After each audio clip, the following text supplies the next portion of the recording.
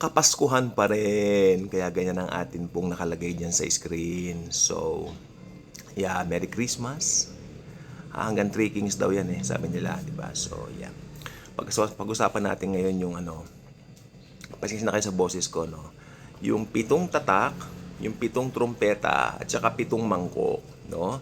Ito ay ang tatlong magkakasunod na serye ng paghatol ng Panginoon sa huling panahon. Ang mga hatol ay pabigat ng pabigat at mas malala kaysa sa nauna. Ang 7 tatak, 7 trumpeta at 7 mangkok ay may koneksyon sa bawat isa. Ang pam-7 tatak ang nagpapakita sa 7 trumpeta. Okay ang pam-7 tatak ang nagpapakilala o nagpapakita dun sa 7 trumpeta. Nasa pahayag 8, 1 hanggang 5. Basahin na lang po natin sa bahay, no? Basahin na lang po nyo ng sarili. At ang 7 trumpeta naman ang nagpapakilala sa 7 mangkok.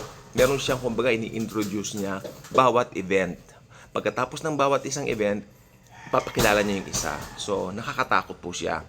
O tignan po natin itong mga talata. Mababasa po ito sa pahayag 11, 15 hanggang 19. Tapos, mababasa po ito sa pahayag 15 o 1 hanggang 8. O tignan po natin yung unang 4 na 7 tatak ay kilala bilang 4 na mga ngabayo ng pahayag. Ito siguro madalas yung marinig sa ating Daily Good Vibes vlog ito, no? Ito po yung unang 4 na 7 tatak, no? Oo, yung kumbaga yung first 4 na tinatawag. Ang unang tatak, alam naman natin, nagpapakilala to sa Antikristo. Nababasa po ito sa pahayag 6, 1 hanggang 2. Ang pangalawang tatak naman po ay magiging sanhi ng isang malaking digmaan. Alam natin yan, pahayag 6, 3 hanggang 4. Itong pangatlo naman po na sa 7 tatak ay ang magiging sanhi ng taggutom. Mababasa po sa pahayag 6, 5 hanggang 6. Okay? Pahayag 6, 5 hanggang 6. Okay? Tama naman ako. Ang pang-4 na tatak naman ang magiging sanhi ng salot. So, pinag-uusapan na po rito salot. Kaya sa mga naniniwalang tribulation na ngayon, makinig po kayo mabuti rito, no? Yung pang-4 naman ay magiging sanhi ng salot. Patuloy na taggutom at patuloy na digmaan. Akalain mo may digmaan na may taggutom pa? Mababasa sa pahayag 6, 7 hanggang 8. Okay. Ano naman po yung ikalimang tatak? Ang ikalimang tatak naman po ay magpapakilala sa atin sa mga taong pinatay dahil sa kanilang pananampalataya sa huling panahon. Ano doon? Talungin ko po kayo, paano sila pinatay? Aha, matatalino ang mga Daily Good Vibers ito. Alam niyo na sagot, no? O, alam niyo na. Check! Di ba? Pababasa ito sa pahayag 6, 9 hanggang 11. Pinakinggan ng Diyos ang kanilang paghingi ng katarungan at ililigtas sila sa kanyang panahon. Sa anyo ng ika-6 na tatak, kasama ang trumpeta at mangkok ng puot ng Diyos. Okay, nang buksan ang pang-6 sa 7 tatak, isang mapaminsalang lindol at ang naganap at naging dahilan ng malaking kapinsalaan at pagbabago at maging ng mga tanda sa langit na hindi pa nasasaksihan kailanman.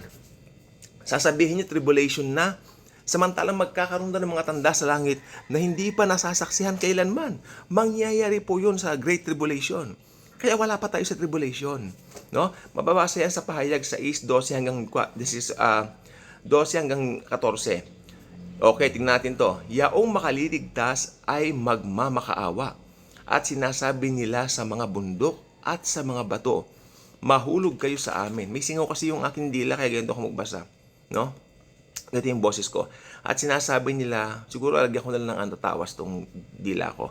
At sinasabi nila sa mga bundok at sa mga bato, mahulog kayo sa amin at kami inyong itago sa mukha noong nakaupo sa luklukan. Si Jesus po yon. Nakakatakot po ang anyo ni Jesus sa mga hindi mananampalataya. Makikita mo yung kanyang glory, nakakapuksa talaga, talagang nakakatakot. Parang kidlat yung mga mata niya na nakakatakot siya, nakakatakot ang dating niya. Okay? So ayan, sapagkat dumating na ang dakilang araw ng kanyang kagalitan at sino ang makakatayo? Yung kagalitan niya, yung galit ng Diyos sa mundo, isasagad na po niya rito. Balikan natin ito. Tingnan mo to. Yung pang-anim sa 7 tatak pala, isang mapaminsalang lindol. Hindi ba may kinatatakutan ngayon yung the big one daw? Ay, Wala palang binatbat yun. Kasi yun daw, dito sa Metro Manila, pag tumama yon, ang scale nun nasa 7.2. Aba, walang binatbat yun. Tignan nyo to, oh. Tandaan nyo, Book of Revelation po ito. Isang mapaminsalang lindol sa panahong yun ang siyang daratal o darating sa mundo. Kaya, ingat-ingat lang sa mga nagsasabing nasa tribulation na tayo. Hello. Ang 7 trompeta ay inilawan sa pahayag 5, 6 hanggang 21. Ito na yung 7 trompeta. Ang 7 trompeta ay ang mga laman ng ika-7 tatak.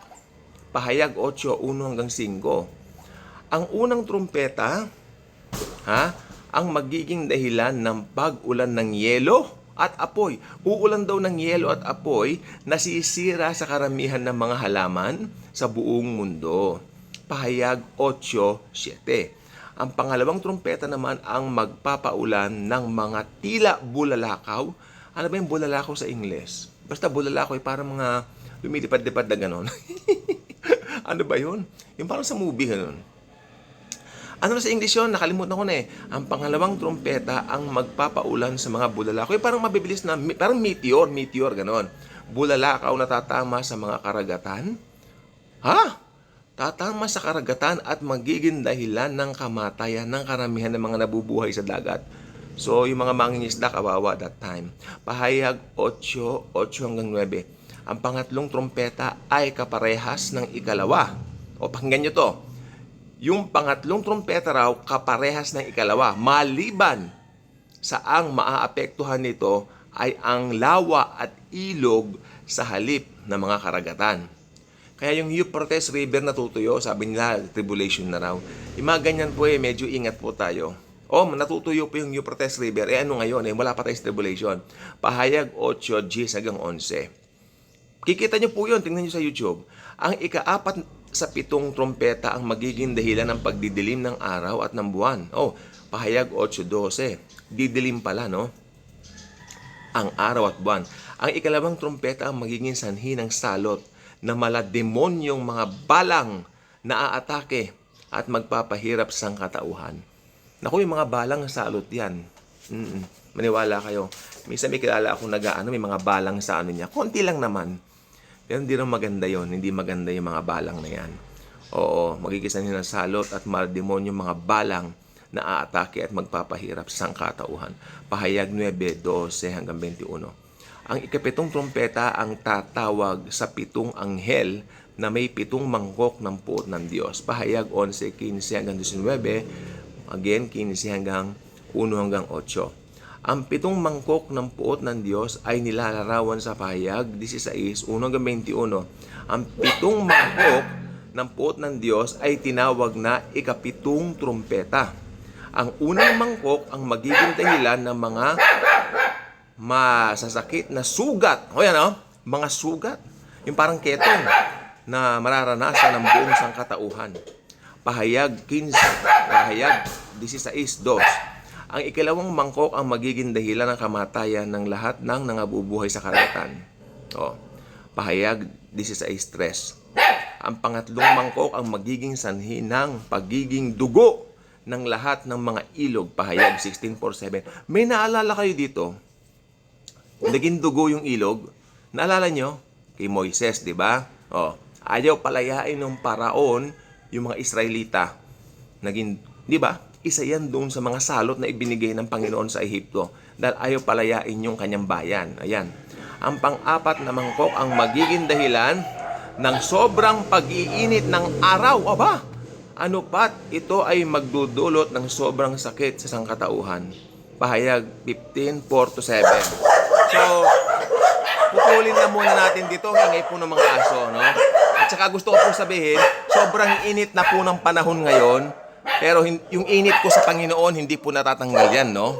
At itutuloy natin ito dahil may tumatawag sa gate. At saka itong bigay ng TikTok sa atin ay medyo nauubos na po yung oras po natin dito, no? So, maraming salamat po. Tutuloy natin to. Mag-init man ang araw ng sobrang init, yung init natin sa Panginoon, tatalunin yan. Okay? Ka-good vibes ba kayo? Kung hindi pa, maging ka-good vibes na by clicking that subscribe button. Share this video. Upon sharing this, you are sharing the love of Jesus sa buong mundo. God bless po sa ating lahat.